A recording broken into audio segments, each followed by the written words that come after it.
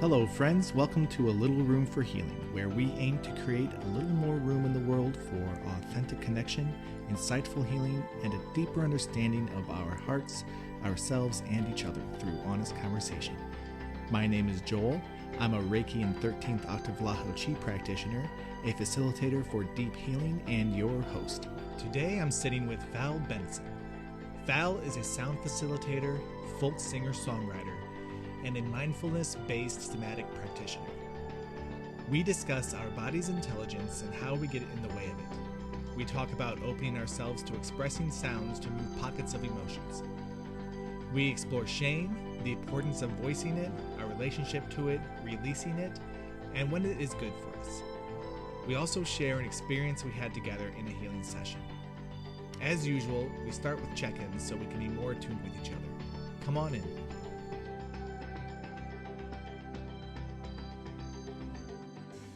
Hi, Val. Hi, Joel. Thank you for joining me on the podcast and for inviting me into your home to record it.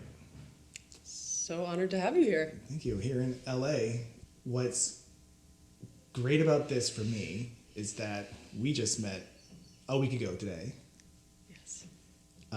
Through a kind of ceremony that you were a facilitator for and I was a participant in, and we had a really beautiful, deep, energy moving experience together, and it was not planned when I came out to LA to have you on the podcast, but it felt right, and it worked out that we both had the same free day. Mm-hmm. So here we are. Perfect. So happy about it. Yeah. Amazing. I look forward to seeing what comes of it. And I want to, before we get into anything, start with check-ins, as I usually do. And check-ins are just how we're feeling right now, what we're bringing to this recording. And I'll go first. Excuse me. Okay. Well, I'm a little sweaty from... I feel like I say that almost every check-in. I'm a little sweaty from setting up. Today, the strain in my neck and shoulder is really present. So I'm feeling that.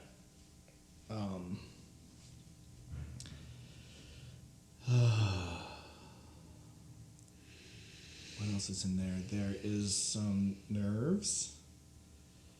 There's some nerves, but they're really light and they're kind of playful, so I'm enjoying that. And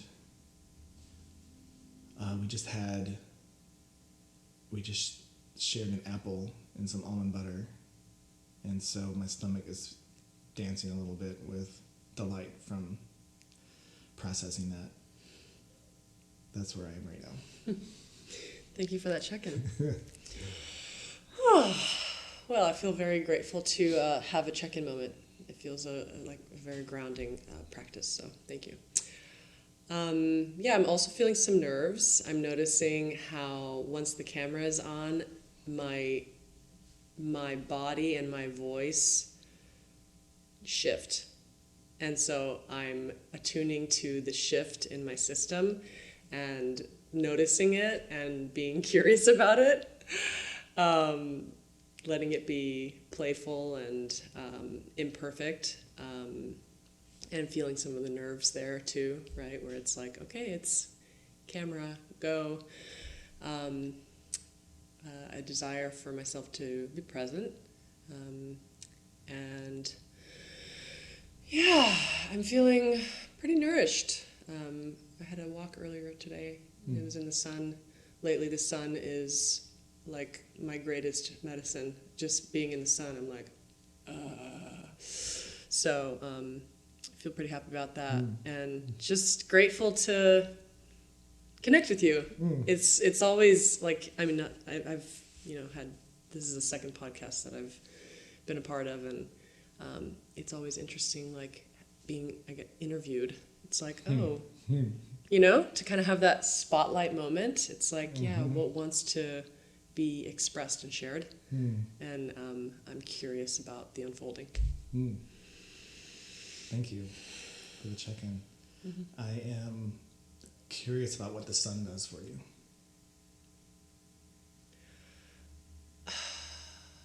I mean, it's always been a very medicinal thing for me, which I know it is for a lot of people. But I just feel like lately, I think it's when springtime comes around after the winter, like my body's like just like sucking the vitamin D. And I just feel like if I don't sit in the sun's rays, then it's like, why didn't you do that? It just feels like an essential piece that I must do it. It just helps me ground, I think. It helps me ground. It helps me like simplify my mind. It feels like my mind kind of goes when I'm in the sun. Yeah. Thank you to the sun. That sounds good. Yeah. Yeah. Would you be okay with me sharing a little bit about our experience together last week? I would love that. To get things going, to get things started, about talking about what you do, because I really want to talk about your somatic work and also your sound healing work. But I think a really good introduction to your somatic work. Actually, you were utilizing somatics and sound in our session together. I will share a little bit about my experience, and then maybe you can share a little bit about your experience. And my experience was, I had been feeling this energy compression for the last few months, and it was really intense the last couple months. And when the kana came on, the compression started again, and I was sitting there, and I came because of the compression. And when the facilitators were introducing themselves, Val said that she works with somatics, and I tuned into that, and as I was feeling the compression, I called you over to sit next to me and gave you a little information about what was going on, as far as like words can describe. And you asked me, "Are you curious about it?" And I said, "I'm very curious about it." "Are you curious about moving it?" "Yes." And then we found our way to a quiet office, and she was wonderfully guiding me into the feeling inside my body. And I had been stuck in this story for so long about what was going on, and the story stepped away so quickly with us in there, and it was so wonderful. And we were in the body, and there was tightness in my heart, and then as we explored that, I got lightheaded, and we moved up to the lightheadedness, and there was also a tiny little ball in my throat. And then she led me to the ball in my throat, as we were like, I was like, it feels like this ball in my throat is actually it's in the way of my head connecting to my body. And she asked me if there was a sound that might want to come out. And in those situations, I'm always a little timid at first. So the sound's like, and then it just started intoning, and I was like doing slides, like, oh, and then I was like, oh, and I was like, oh, I was doing all these tones, and then it started getting like growling and grumbling, and this stuck energy just was like, thank you, finally, the invitation, and it just started coming out. And there kept being these amazing crescendos of like yelling and like, ah! And she started doing this. She started like matching me with sounds out of her mouth. And we're using what was the instrument you had in there? Yeah, I brought that in a little bit after that, kind of midway. It was the Shruti box, which is right there. Yeah. She brought in the Shruti box and was playing these, it's like, it does drones, right? It's like droning. Yes. These drones, and then like matching my vocals, and it just made me it just gave me more of an invitation to do more. And I swear we were in there for like 20, 30 minutes doing that. I don't know. That's what it felt like to me. And every time I thought I was running out of juice, she kept going and pulled more out. And I moved so much energy in that time. It felt so good. I'm still feeling the space from it. But that is like a very general version of what happened on my end. I would love to hear your experience. Yeah. I love hearing you share about the journey there. Like, it's nice to hear it from you. I kind of went on that journey with you again just now. So that was nice. And now I'm going to go into it with my words. But I mean, yeah, first of all, it was such an honor to go on to explore with you. I feel like it was an exploration that you were 100% willing and ready to just do, just to dive in, which is why you said that the mind, right, the critical mind, it just was gone. And, you know, I think the Kana is really helpful for that too, right? Because it's such a heart-opening medicine, just really helped us to drop into the emotion in the body and everything. But yeah, I let's see what it is that I want to like add to that. I mean, I'm a somatic practitioner. I was trained in a somatic psychotherapy, and I'm also a sound practitioner. And for a while, I've been really curious how I can integrate these two worlds, because it just feels like they want to be integrated. And I also have a lot of curiosity around the voice, and which is like a perfect way to really bring those two worlds together. It's like you can like express and release sound from the voice without the critical mind, just like really let it become this embodied experience. And then you're working with sound, but you're working with your own sound, which is so powerful. And I think that we forget that, you know? I think like, it's like, oh, sound baths, really, yeah, amazing, right? Like sound is powerful. It has a lot of potential to like just restructure and reorient us on a cellular level. And when you gain some context and information and education around your own sound, your own vibration, and really working with that and being curious about it, it's like there's a lot that opens up there. A lot of things that you wouldn't even necessarily know. So yeah, it was a beautiful arc. It felt appropriate to match you with my sound as well. It felt like it created a lot of permission there. I mean, yeah, I think when you really went into the sound, it's kind of like the voice becomes, when you really just allow yourself to surrender into that process, it's like the voice becomes a channel. It's like you're channeling maybe your stuff, but it could be more things, right? And it doesn't even, I think it's like, it doesn't even matter, maybe, where it is coming from or why.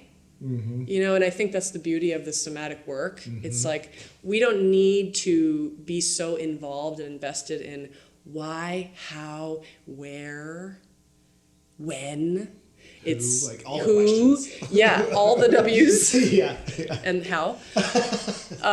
We don't need to be so concerned about that, because that's not actually going to provide us with like the greatest, the deepest nourishment or healing.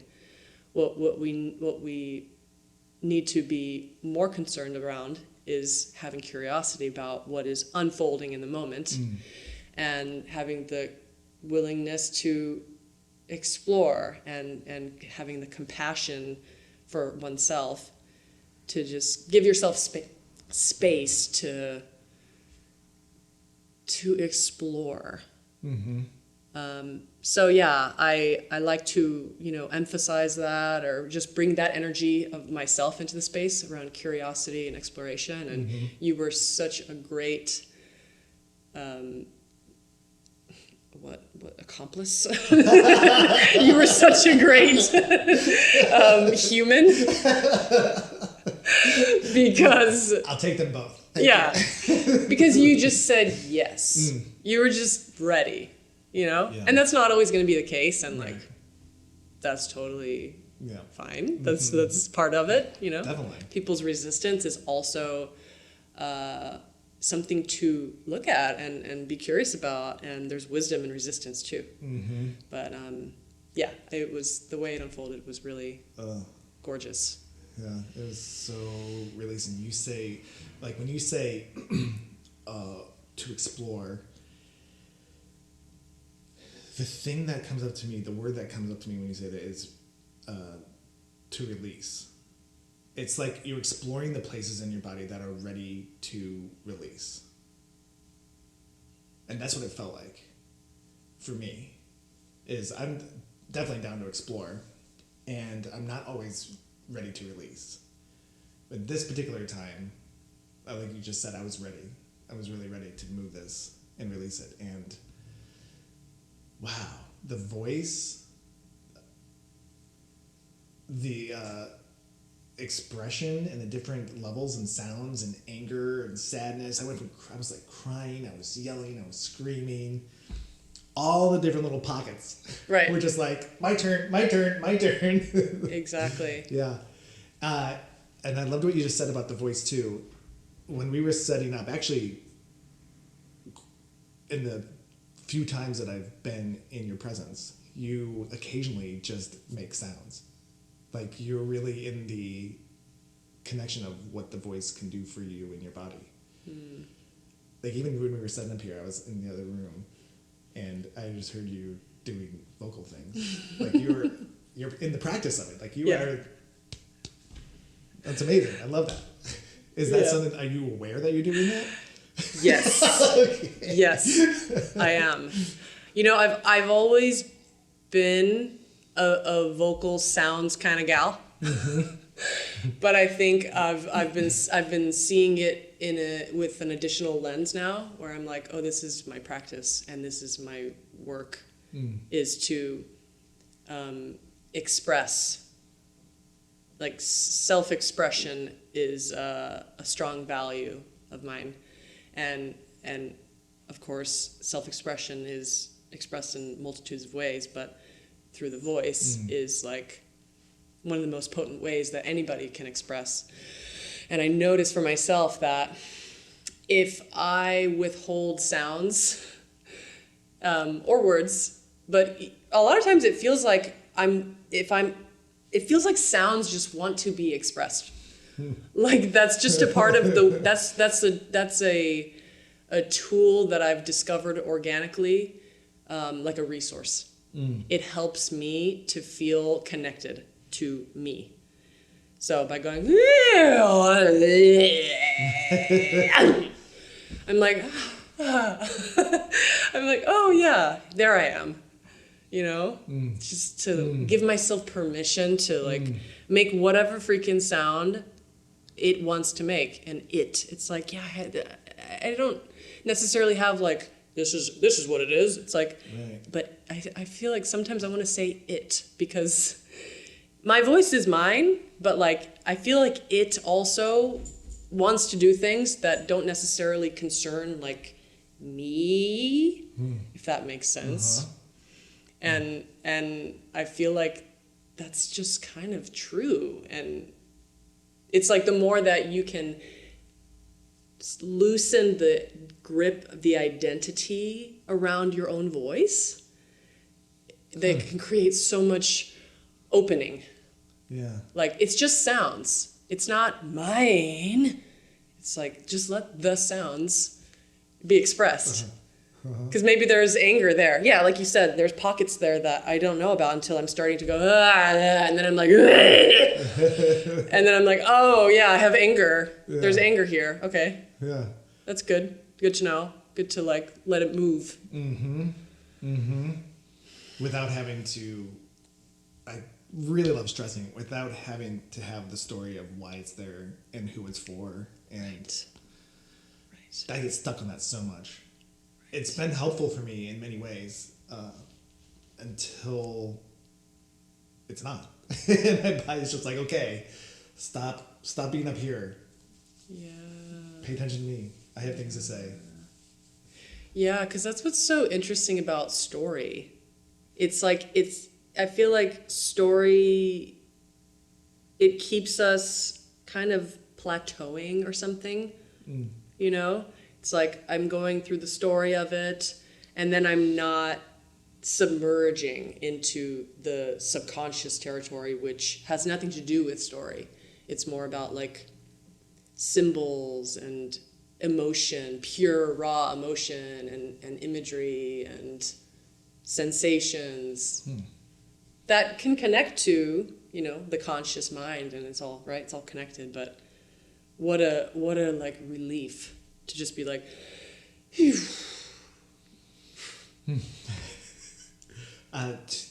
When you made that first example of sound, when you were just talking, something in me moved. So when that happened, I noticed that there's not just a power in it and an expression and a release for you, but it actually, for other people in the room, can make something move. Yes. And it felt great. It was like, I was like, oh. You said earlier you had some neck shoulder thing. Did it kind of hit that area in a way? I don't know. It's like in my arm. It doesn't mean that it wasn't this. I mean, it's not as present now, but I don't know when that left. Yeah. Huh. Interesting.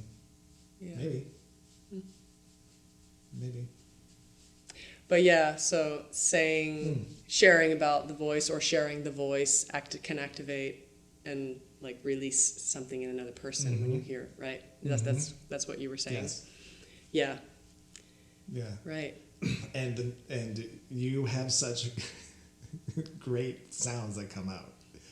Like you really are unafraid, it seems, to let the strangest what some people might feel as awkward noises and expressions come out. This is what I've learned about you in the short time that I've known you. Like you do that, and I am like, wow, that's so cool. I think it's really cool, and it there's a freedom in that feels so, as an onlooker, like I kind of want to work on that to get that freedom.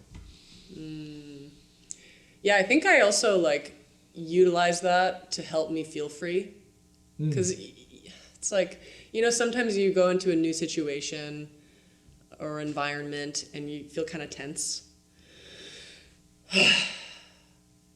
It's like it helps me soften. It's like a, what's that word? Like a little biohack or whatever. It's like a little hack. It's like a little hack that I have. It's like, okay, I feel a little, so I'm like, and just the fact that people can hear me make a sound that isn't like, I don't know, normal. It like frees something in me. And I do also feel energetically like they soften too, because it's like, oh, okay, cool. Okay. We can like, it like relaxes the field, you know? So that's been really helpful for me. Yeah. When did you start doing that? That's a good question. It's hard to say, but I know that it is connected to a childhood wound of not being seen, not feeling seen, and not feeling heard, and feeling invisible. That doesn't bring up anything.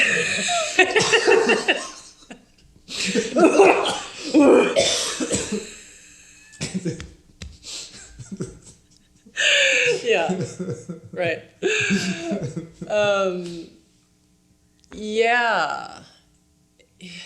It's just so, yeah. I think there was a wound there that I carried, and it's like there. It shows up sometimes currently in my life. But it's like my system found that as a way to cope, or as a way to feel myself, so that I don't need other people to.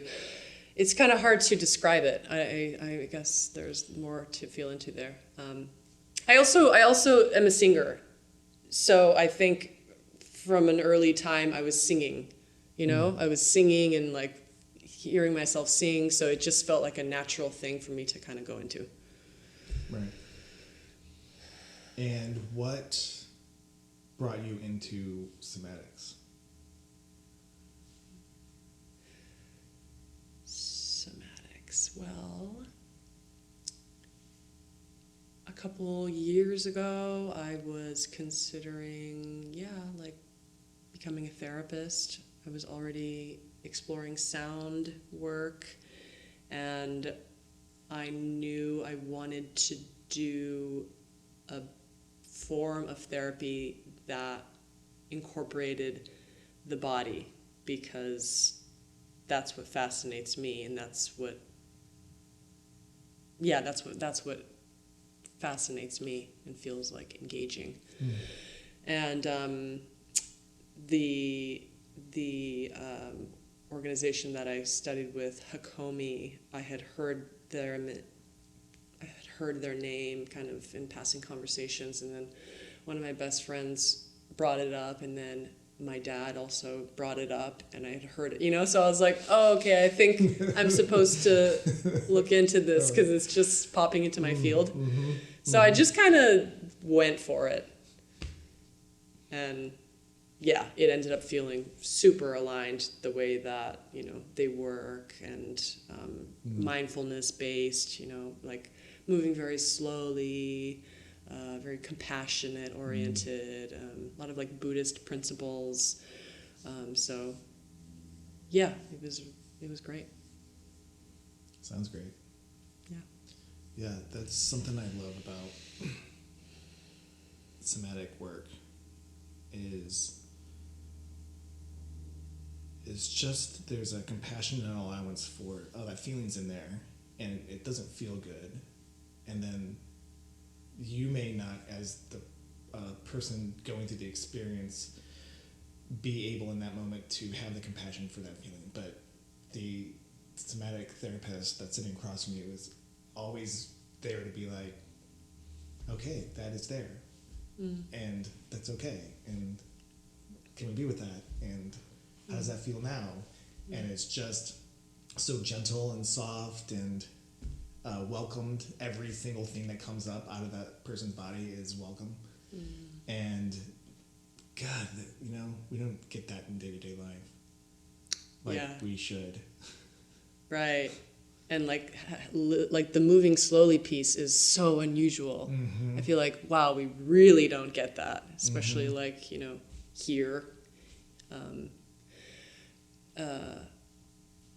And to add to that too, I find this way of working really refreshing, because as the therapist, I don't need to know all the nooks and crannies of this person's story necessarily. And I also am not the expert. It's like, that's really integrated in the practice. It's like, I'm not the expert. Actually, you are. Your body, your system is brilliant, and your system will guide you through the process. I'm here to deepen it and hold it, and slow it down, and like ask questions and give you, nourishing statements if it feels like appropriate timing for that. So That's what's so cool too. Yeah. Like, Yeah, it's also so great because I know that I feel like I'm assuming you start any session you do with someone by saying this, but I know that you started with me saying, remember that your body is the guide. Your body is in charge. Your body is the intelligence that's leading the way. yeah, And it gives the person, it gave me, but it gives the person the permission to, listen, I can just listen to my body. right. And if it starts to go off the rails, you take us back into the body. You're like, remember the body. Mm-hmm. The body, our bodies love us. And they are like, I'm holding things. I've been holding things for you. Yeah. Yeah. I'd like to release them. Right. For you. Right. I would like to release them, but I need you to put your attention on it and feel it. Otherwise, it's just going to be tucked away for who knows how long. It's like one of my teachers, she said something and the other day, and I was like, yeah, everything wants to be expressed. Like in our system, everything wants to be seen and felt and expressed. And it's like, yeah, that's true. When we feel like we got a nice, like a really nourishing, deep, like healing, which feels like a release, it's because we really made contact with that particular piece. And that's what needs to happen. We need to feel it and contact it and like befriend it. Yeah. I think. Yeah. The word that's coming to me as you're saying that is when we give it our attention, it wakens up. It awakens. Right. And when it's dormant, that's when it feels, that's like discomfort, and that's like, just stuck and dormant. And then we give it love and attention, and then it like wakens up and it's like, I'm Yeah. whew, Yeah. and then it pops. Right. It's so fascinating. Uh-huh. Yeah. And then when you like break that down to it just like being energy, right? It's like everything is energy. It's just energy that wants to move, but it's kind of stuck. And then so you put your attention on it, and then it starts to move.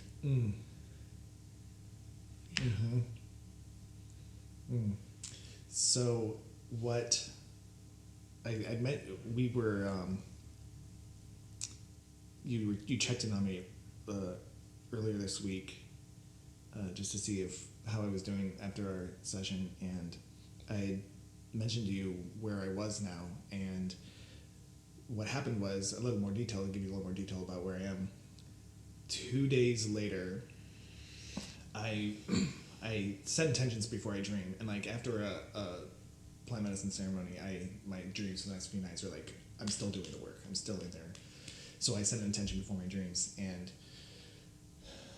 I forget exactly what the intention was, but Sunday night, I set intention, and then early that morning, I was in something in my hypnagogic state in the morning, dreaming, kind of half dream, half awake state, and I was really working on this thing, and I was like, I was trying to fit into someone else's idea of what I needed to do with something. And I go, wait, no, I trust my body. And I've been working to say that for my whole life. Well, I haven't been working for the last decade, a little over a decade, of like really working to trust my body. Because my body, I haven't been able to, because it was very painful to be in my body for a while. And I was dissociated from my body for so long. And I don't know, there's something about the way things lined up. And I also want to give credit to all the work that happened before this, but this moment with you and this real big release of energy and your care and holding and meeting me in it and reminding me how much my body is intelligent and how it wants to move. Like, it just unlocked the door for me to, in another situation, say, wait, I'm doing what I'm doing because my body's telling me to do this, and I trust my body. So that's where I landed since then. And it feels so good to like really say I trust my body. And now I'm listening to it in a whole different way. Some gate has opened, and I'm able to, in situations that I feel, okay, it's starting to get a little uncomfortable, be like, okay, what is my body telling me? So it was kind of it didn't come out as clear maybe as I hoped, this story, but I appreciate you, and I appreciate the work we did, and I love the trust in my body, and it feels really good. Oh, thank you for saying all of that. Hearing you say it in words was really, like, I really received that more than, text. Yeah. That brings me so much joy. I that's beautiful. I feel that that's what we all really want. To trust ourself and to trust our body. Yeah, a lot of us are disconnected from our bodies.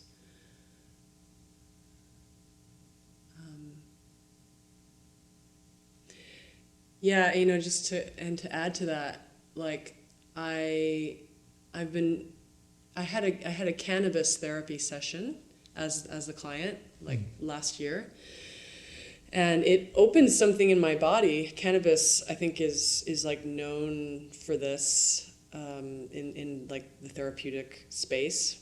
It unlocked this connection, or just, I guess,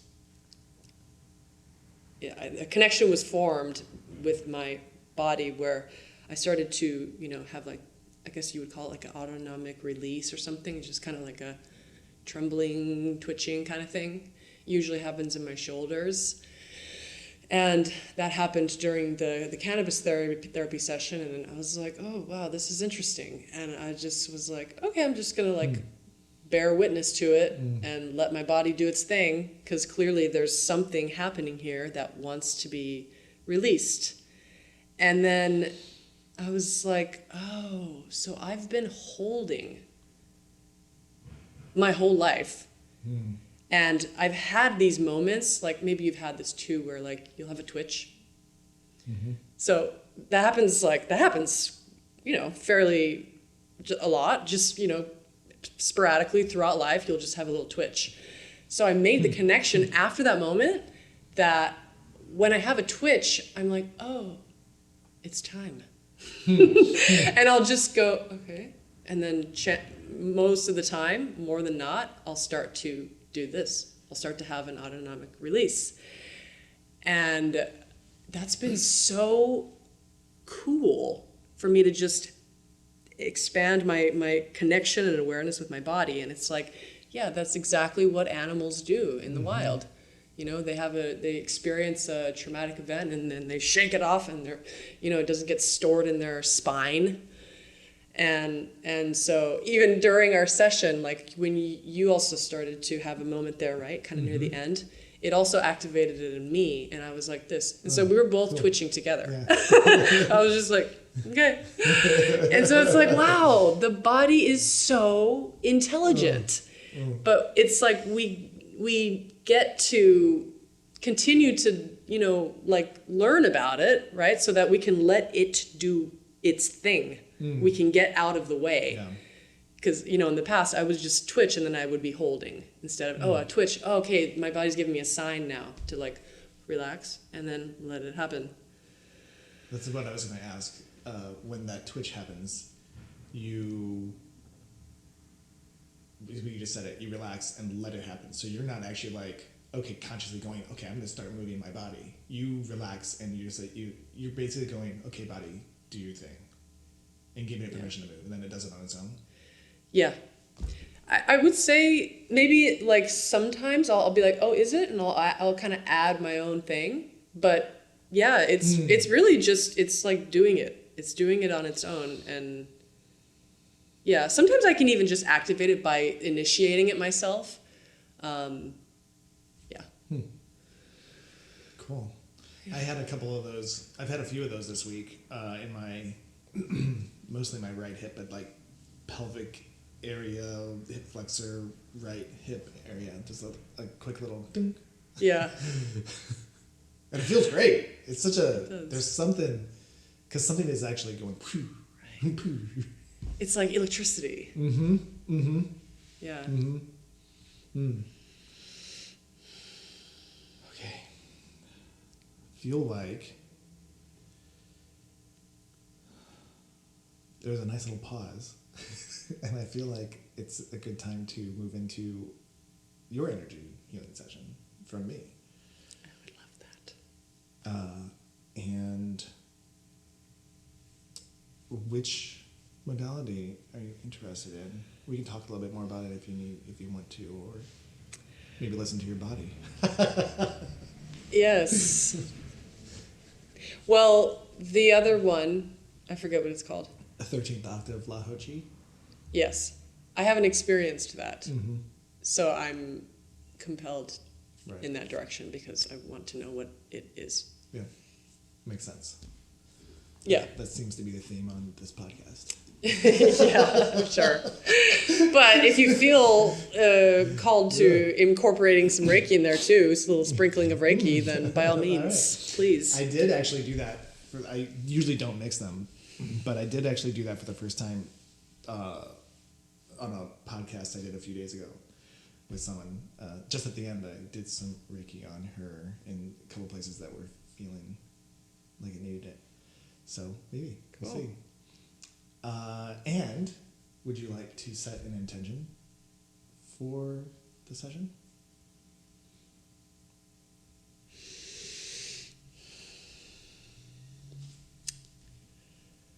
Well, I've been feeling into some like tension and pain areas in my back because that's just been a thing for me for like the past decade, and I've been working on this upper part of my back, and now I feel like that tension has now, since this has been like softening and releasing, now it's gone down here.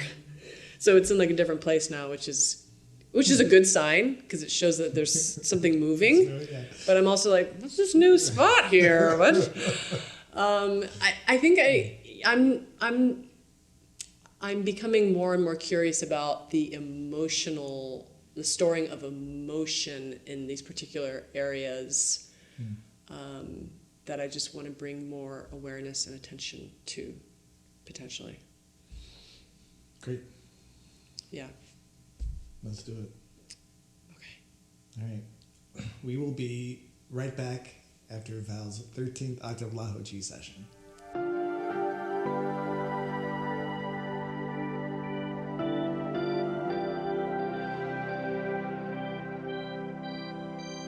And we are back from Val's 13th octave La Ho Chi session with a sprinkle of Reiki at the end. How are you feeling?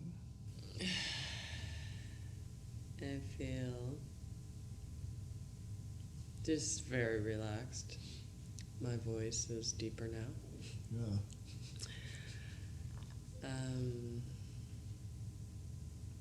Yeah, just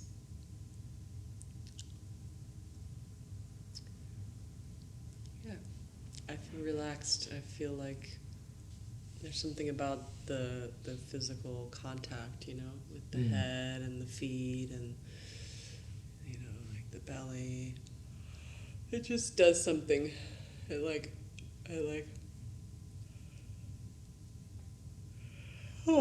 softens.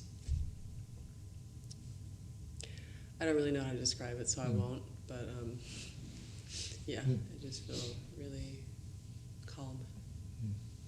Were there any parts of the experience that stood out? It's hard to kind of remember or retain because it feels like in that session I just submerged. Like I went into another what do you call it? Like another, I like dipped into another plane of consciousness, like that kind of midpoint between sleep and awake. Right. Hypnagogic state. That's the one. Yeah, that's where it felt like I was. So, yeah, I think what stands out to me is just the points when I was contacted physically and how that affects me somatically. I also felt like my breath started to deepen, because I was saying before we did this session that I've been feeling restricted in my breath. And that can be a frequent thing that happens in my life, just depending on where I'm at and stress levels and stuff like that. So it felt like my breath started to deepen and open, which was really nice.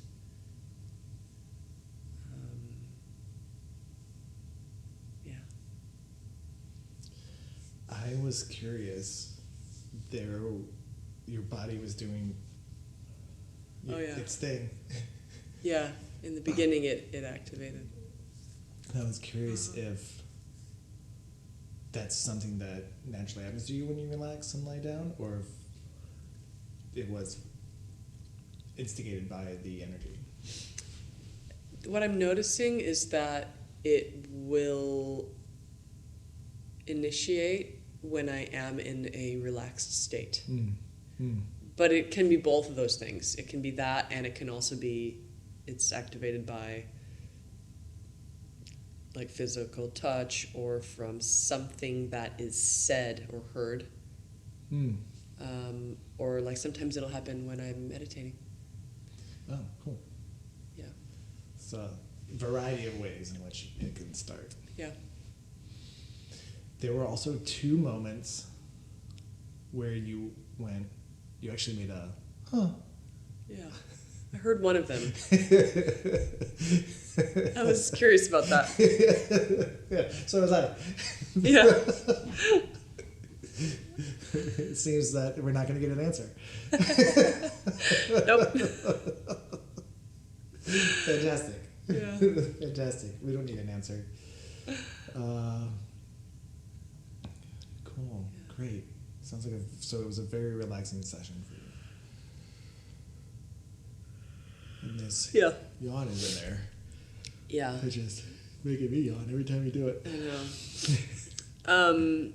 Was there anything that you, I don't know, felt? Not so much during the Lao Chi. I don't really pick up things during that session as much as I do during Reiki sessions. So, no, it just felt like things were flowing and moving during the Lao Chi, and that you were receptive, and yeah, it felt good. It felt like a nice session on my end. And then we did some Reiki on your back, and tried to move some of that you were talking about was in your back, move to your back.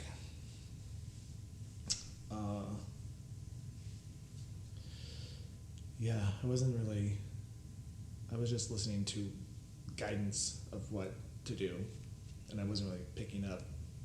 Occasionally I felt like something would come to me and it would fill me up, and I'd have to I'd go, and then I go, and I have to blow it out. So Yeah. maybe something was moving. Yeah. Also, do you when you do either of those modalities, do you burp a lot? I don't usually, but I was today. My stomach started popping and growling today. Okay. I don't know why that was. I wonder if that was connected to me or something, but maybe it was just the apple. Maybe. Maybe. I do not know. Yeah, I have seen that though. I was witnessing this woman doing Reiki in a sound ceremony that we were facilitating, and she would work, and then a lot of times it would bring up like a burp. Like she would. So just energy would be moving, and it would come through her. Yeah. In that particular way. Right. Yeah. Yeah, it's not something that usually happens to me, I would say. Yeah. Okay. So now we're in a space of yawns and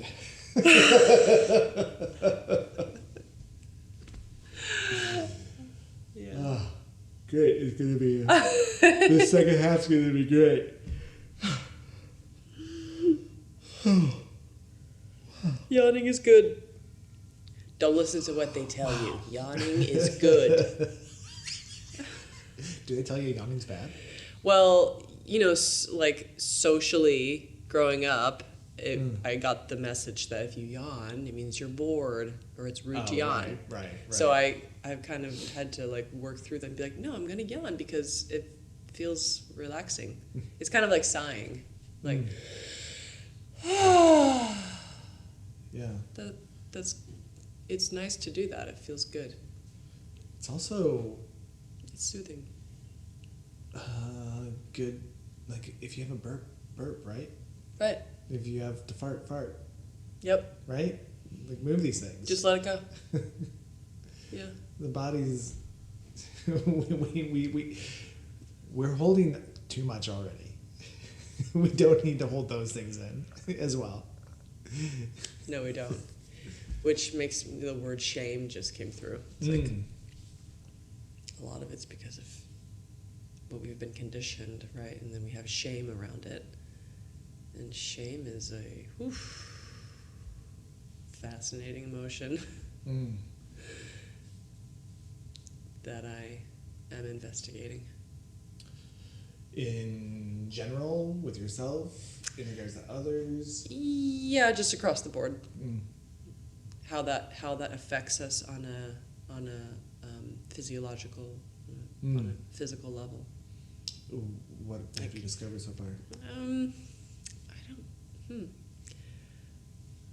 Well, that word just came through when we were talking about, like, holding back a yawn or not letting yourself burp when you need to burp or fart when you need to fart. Like, we're keeping it under wraps because there's some conditioning there that it's shameful to do so. And then how that, like, over time influences our body and, like, just how much is being stored because we're not permitting ourselves to just, like, unload the things. As you're talking about this, a question comes up to me. Is shame one of the main reasons why we are holding anything in our body? Like, aside from the physical things like gas, but just emotions in general? Are we being taught that having emotions, or being too emotional is shameful, and so we're like, oh, okay, hold it? It's a good question. Yeah, I think shame has a huge impact on each and every one of us, whether we know it or not. It's pretty wild. So if you can take some time in your life to look at it more closely, that's really helpful. What would be a way of looking at shame more closely? Yeah, that's another good question. I mean, shame is sneaky, and it's subtle a lot of the time. I think in the somatic therapy, as I was learning this modality and, being in the seat of the therapist and the client, so I got a lot of sessions, and it's something that when you do the somatic work in the therapy, subtle parts come through, and shame is one of those that would emerge, or like childhood memories of me not feeling seen or feeling insignificant or things like that, and how shame played a role in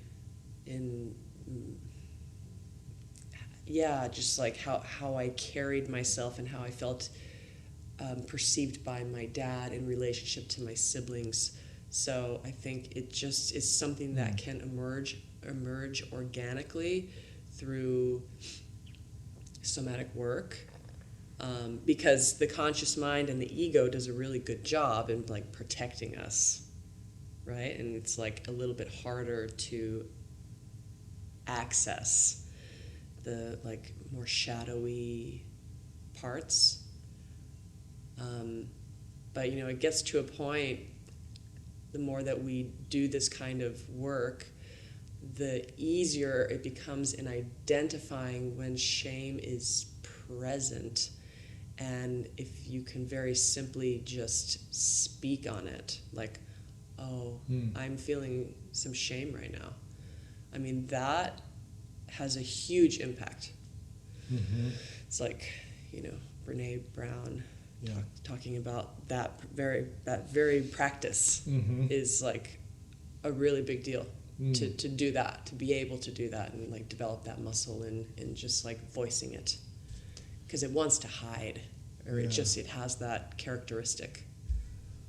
Yeah, that's reminding me of a moment last Saturday with you and me, where after the vocalization part ended, we went back and investigated what was going on in my system after that. And we were able to get deeper, and we went down to more of the sacral root area in my system, and I was noticing this feeling, an aliveness down there that I relate to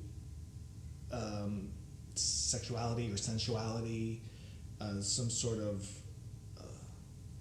just relate to those things. And as I was saying it to you, I was in that moment, I was feeling, you asked me how does it, like, what are you feeling when you're feeling in that feeling, what are there other feelings that are coming up? And I was able to say that there's shame about actually even feeling it.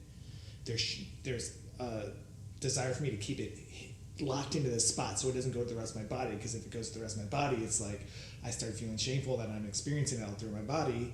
And then I was like, I feel a little ashamed and embarrassed and awkward about, not even awkward, I feel a little shame about even talking to you about it, just saying it out loud that this is happening.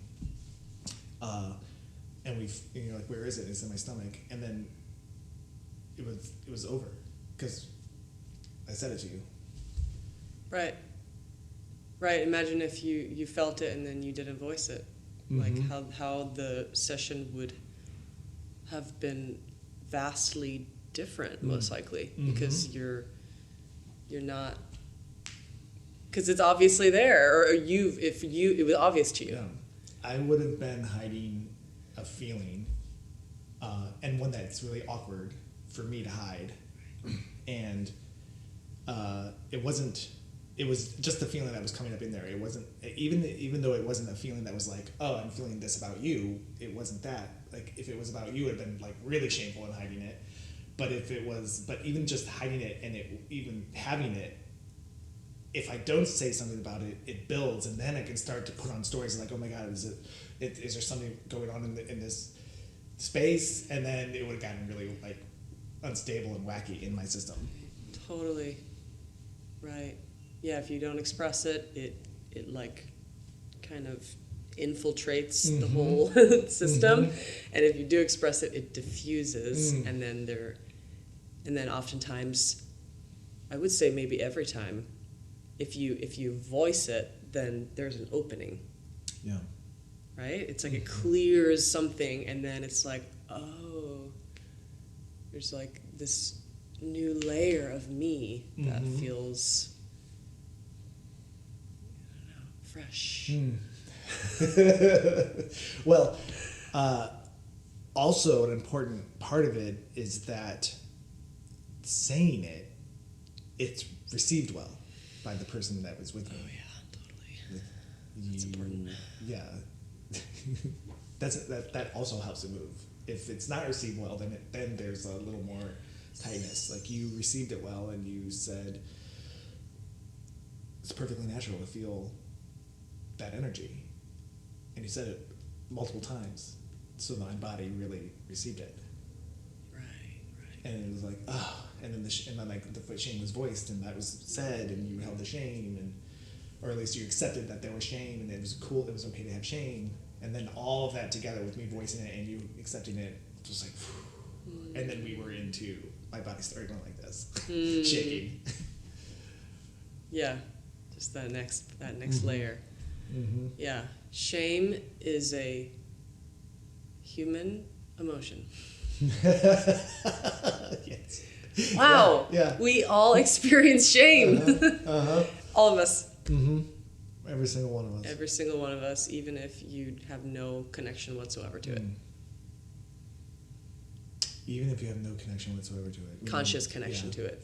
Yeah. Which is, oof, that's rough. Because then, it's working on you without your awareness. And that's even harder. Mm-hmm. Wow. Thinking about that with any emotion working on you without your awareness. Right. Shame is a rough one. It is. I like equating these feelings with, in this instance, gas. Just like everybody has gas, everybody has shame. Yeah. Move it. Right. Move it. Let it go. Release it. Be with it. Yeah. It's happening. It's your body. Yeah, I was like reading something recently, and it was talking about shame, how we have shame for so many things. Like, it's so nuanced in like all these like crevices of our world. And what was it? It was like bringing it down to like shame for existing, basically, or something. It's like an existential, it comes back to this like existential territory. I don't know, I might be butchering it a little bit, but yeah, that memory of something I read came through. But yeah, and also just how like nuanced shame is, because it's like it wants to hide. It wants to hide, and at the same time it like needs to be voiced. That's conflicting. Right? It's so conflicting. It needs to be voiced. Agree with that? Like, there's, or maybe not it, but like we don't want to reveal it. Because then we'll be found out. But when we reveal it, the shame, then it's opens a new territory. It's almost like we feel shame about something, and then to express that we have shame, and it just compounds and compounds. And then there was one other thing in there that wanted to be said, and then the shame doesn't actually want to be, the shame itself doesn't actually want to be shared, does it? Or is it just that our egos don't want to share it, and the shame actually does want to be shared, because the shame's just an emotion like all the rest of them, and he's like, it's like, hey, what about me? I'm, share me, like like you're sharing love, like you're sharing your sadness. Well, that's what's interesting. It's like we personify emotions. But they're just emotions. They're just emotions. There's like, they hold a certain frequency and potency, and they exist in our system. So maybe, shame presents itself, but it's not like the shame doesn't want to be revealed. It's that I don't want to feel it, even though I feel it. I don't want to feel it, even though it's there. I don't want to acknowledge it. And I sure as hell don't want them to know that I am like covered in it in this moment. But it feels like the only way, when I get to a certain point of understanding, the only way for me to get the shame out of gripping is by sharing it. Yeah. Or at the very least, just identifying it for myself and doing it in a compassionate way with myself. Oh, that's good. I don't necessarily need to say it to you in order for it to unburden itself, but I need to be with me. That feels like the piece that was missing for me in this is you can release it without actually having to share it with someone. Yeah, that is possible. Yeah. I have experienced that. Yeah, you can totally be, shame, I see you, and it's okay that you're here. Right. And then you're going to be like, what? I get it. Well, yeah. I mean, it's helpful to do so. It is helpful to do so, to give it like some sort of personality or, because that is also how the subconscious kind of works, right? That's like the, IFS, family systems, you have the parts. And when we work with the parts, we are kind of personifying them, and that's helpful. Because then we can create space between me and that part. It's not that I am that. I am shame. It's that, okay, shame is present and I can see it and it looks like this and it has the face of my dad. And then it continues. Yeah, that space is so important. I don't think I've ever explored shame this much. I mean, I've felt it. I'm like, I have shame. Okay. But I've never actually explored it this much. It's really enjoyable. Yeah, I'm super curious about all of those emotions that are like, like anger, rage, shame. Those are probably anger and rage. I don't know. They seem like the same, but I think there's like subtle differences there. Actually, I'm not entirely sure. I think there is some. I just spent months in anger, exploring it, and it shifted from anger to rage. And I was noticing that anger was more of the boundary setting place, and rage was more of a loss of control, passion place. Okay, so there's something active about rage, perhaps something more, something less contained. Okay. And I want to use that word lightly because we're talking about not containing things, but my anger splashed when I wasn't holding my anger and being like, oh, okay, this is my anger. This is why. This is what it's trying to tell me. I need to share it with someone because my anger is with them, and I want to like make that smoother between me and that person. And then there's the anger that splashes, and there's a feeling of rage in my system. Maybe in my system. I don't know about anybody else's, but it's just like, I don't want to hold it right now. I want to actually affect you with my anger. Okay. Yeah. Yeah. There's more to be explored there for me as well. Yeah. Yeah, so those emotions and how they also connect to the voice. Shame. Yeah, I feel like the emotions that are socially unacceptable, if they can be accessed and expressed through the voice, what's there?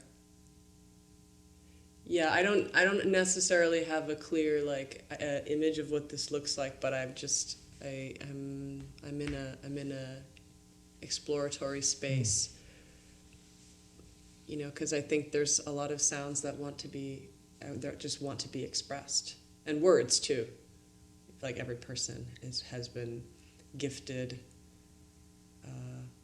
Maybe not every person, but people have been gifted their own voice in this lifetime to use, to exercise, and we hold back a lot of words and a lot of sounds that want to be expressed, and it's like it's confronting and a little scary when it's sounds that are heavy.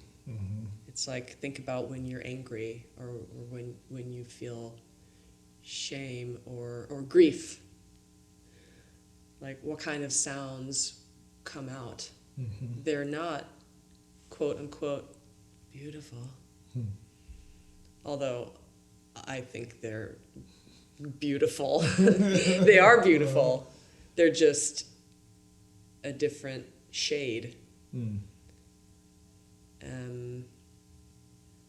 Yeah, so I want to create spaces like that for people to explore emotions that are a little heavier and darker, to be able to channel them through sound and feel liberated to do so, and to actually, through that process, trust your own sound.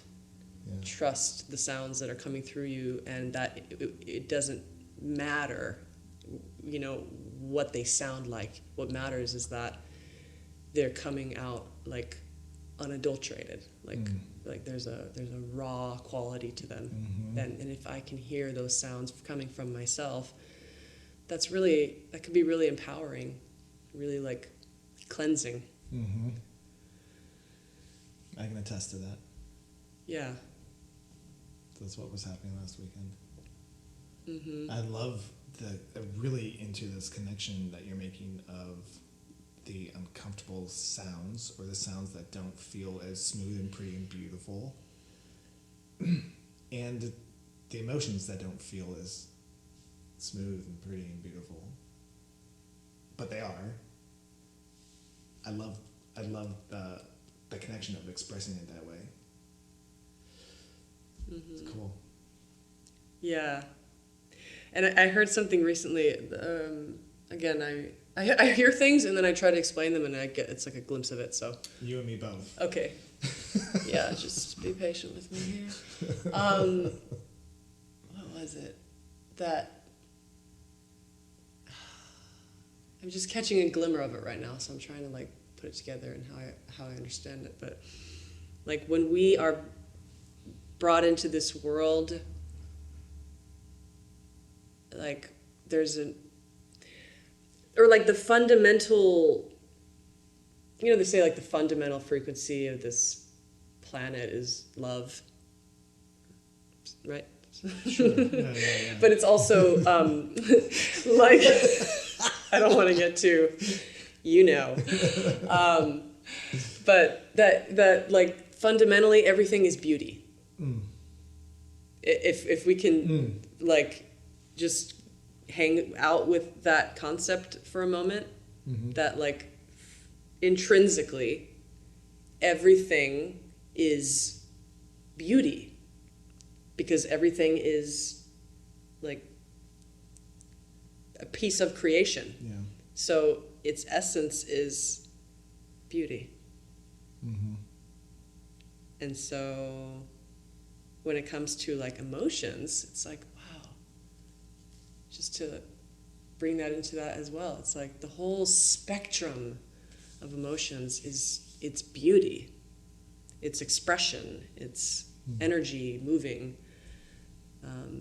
But we label, this is a bad, and this is a good, this is better, this is worse. And that's such a disservice. Yeah. Yeah, I don't know. I felt like I wanted to explain that more, but then it was just like, okay, well, this is what I got. It was great. Yeah. And then you just threw it out. Like, I didn't need to do that. I didn't need to do that. Well, it's fine that you did. It was beautiful that you did.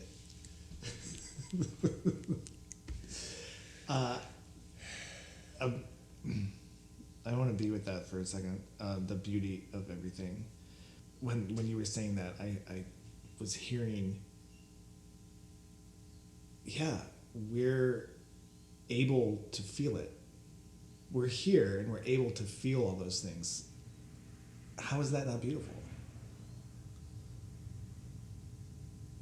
Seriously. I'm alive and I can feel. Whoa. Yeah. The whole spectrum. The extreme elation down to the darkest sadness. Mm-hmm. Yeah. Makes me. I'm feeling a sadness in me that we've shamed so many of these emotions. We've put shame around them. Like, going back to the shame thing, I'm feeling sadness that happened. That's great. Yeah, that's wild. I don't think I've ever felt that about emotions before. Yeah, that's nice. That's nice to connect with that sadness for that. Mm-hmm. Yeah, that is sad. That I've shamed myself through so many, intervals in life.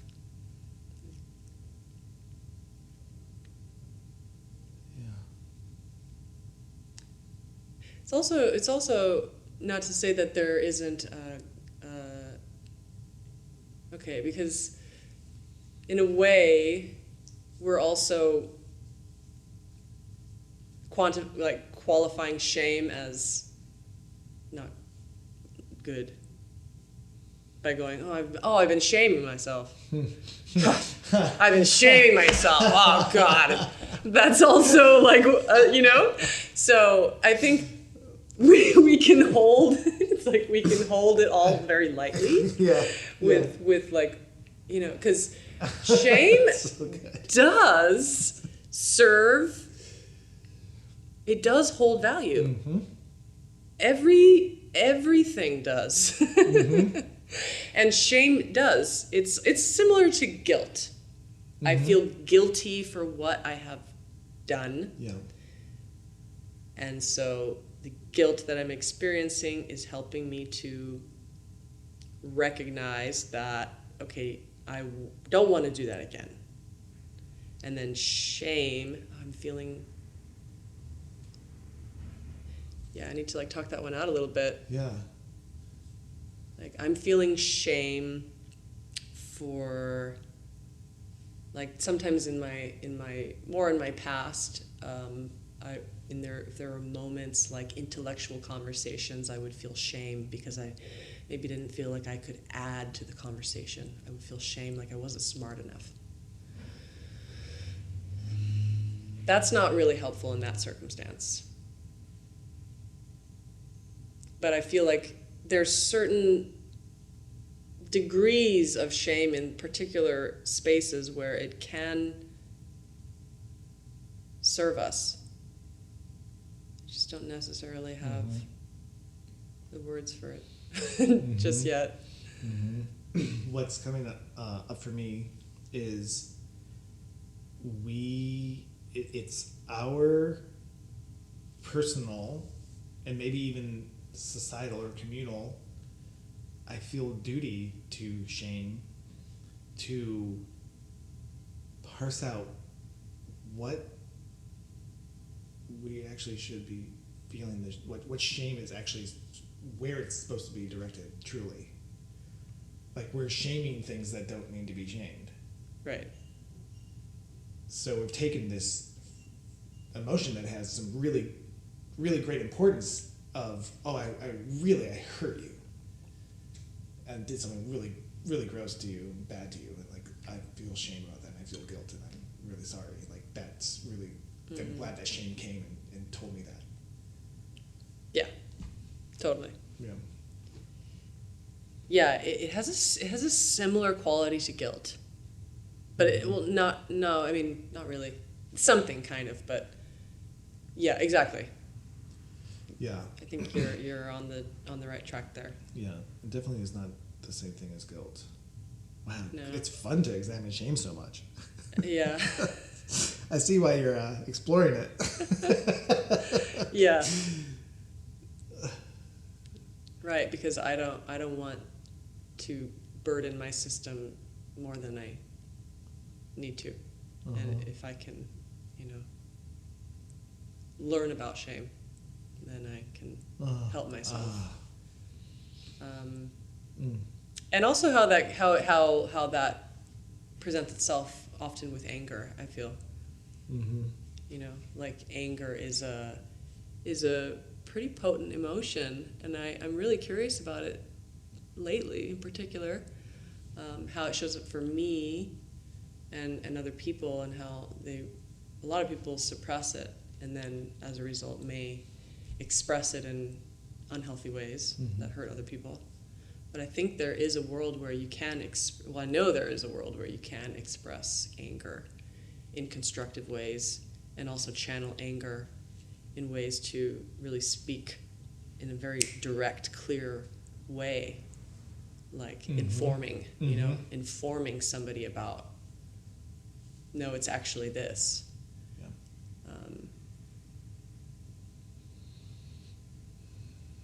Yeah. I feel like I want to go and spend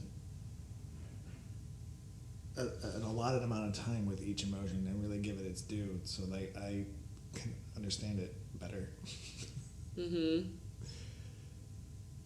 Yeah. So, how can people, do you do work over Zoom, or is it all in person with you? Both. Great. How can people reach out to you or connect with you? I'm on the socials, on the Instagram, the old Instagram. Val Bentson with a T, Bentson. You can connect with me on Instagram. Yeah, that's probably the best space. And then I have the, what do you call it? Link tree. The link tree, and where it'll, show you more detail and stuff like that. And you hold sound healing. Yes. How often? Well, I facilitate sound ceremonies, so that is usually once a month. I also do, shorter. The sound ceremonies are like extensive journeys, like 6-hour sound journeys. Whoa! Yeah, they're very special. Wow, I did not know that. Yeah. That's amazing. Are you doing sound the whole 6 hours? It goes through a variety of different sound instruments, as well as some recorded music. Yeah. But yeah, it's a lot of sound. It's a sonic experience for sure. And this is, like, in this ceremony, the sound is the medicine. There's no other medicine involved. There is other medicine involved. There is other medicine involved. Cool. Amazing. Shall I discuss that? Yeah, if you yeah, it's a psilocybin journey. Okay. Yeah. Wow. So if anyone's curious about that, you can always, connect with me, and we can have a call just talking about it more closely, and how to prepare for that. Yeah, it's very, I've sat in these journeys as well, and it's very inspiring. I've experienced a lot of inspiration because, well, I don't really need to say why because, but it's many different things. But there's something about hearing sounds that really put you back into a place of wholeness. It's like nature's sounds is what we all really need and want. And these sounds emulate that of the natural world. So it's very grounding.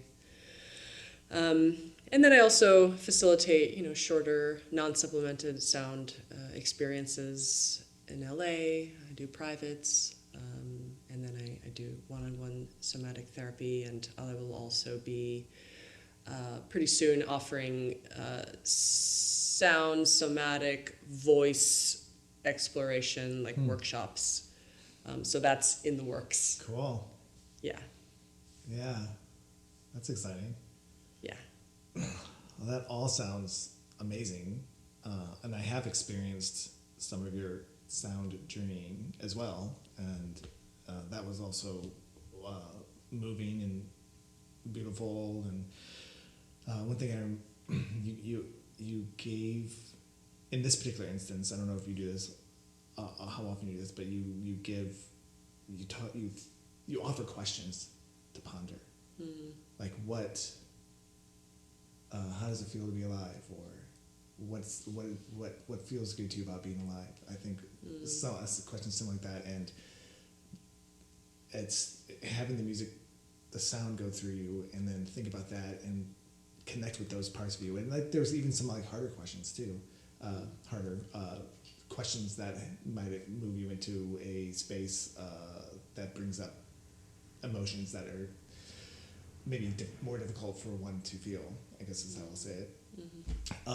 But it's beautiful, and so it's recommended. I recommend if you get a chance to participate in one of Val's journeys. Yeah, I look forward to doing more myself. Yeah, and you are most welcome. Yes, thank you. My home. Yeah, awesome. Yeah. Okay.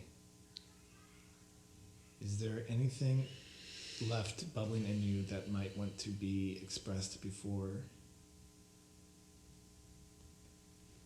we close it?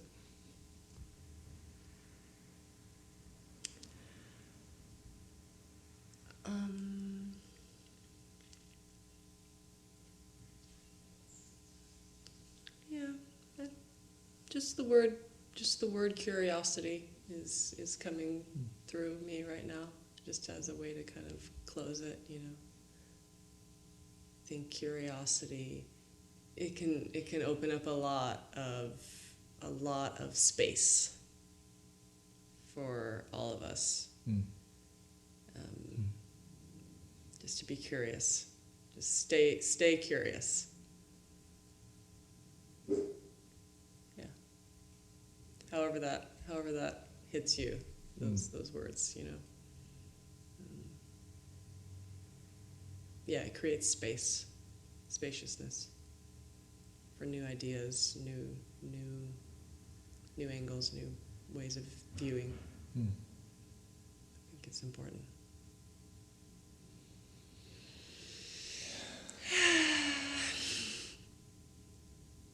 Yeah, I love that. Thank you. Thank you for joining me. Thank you for sharing. Thank you for your healing. Yeah, thank you. And I'll also just add, I write songs and I sing, so if that's something that people want to check out as well, I'm in the process of recording one of my songs, but pretty soon I'll be releasing that on Spotify and all that under Val Bentson. So, what kind of music? I would say it's predominantly, I would just put it in the umbrella of folk music, which is very vast, but yeah, it's like folk music. Sweet. Yeah. Sweet. I'll check it out. I like folk. Nice. All right. Well, thank you again. Thanks for having me. Thank you so This much. was lovely. And to all of you out there, I invite you to make a little room for healing in your lives. And I will see you next time.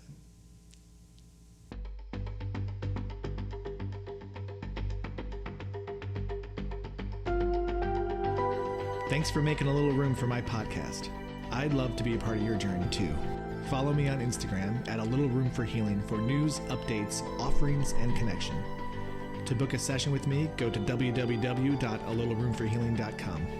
If you'd like to support the podcast, follow the link at the bottom of the episode description. Have a beautiful day.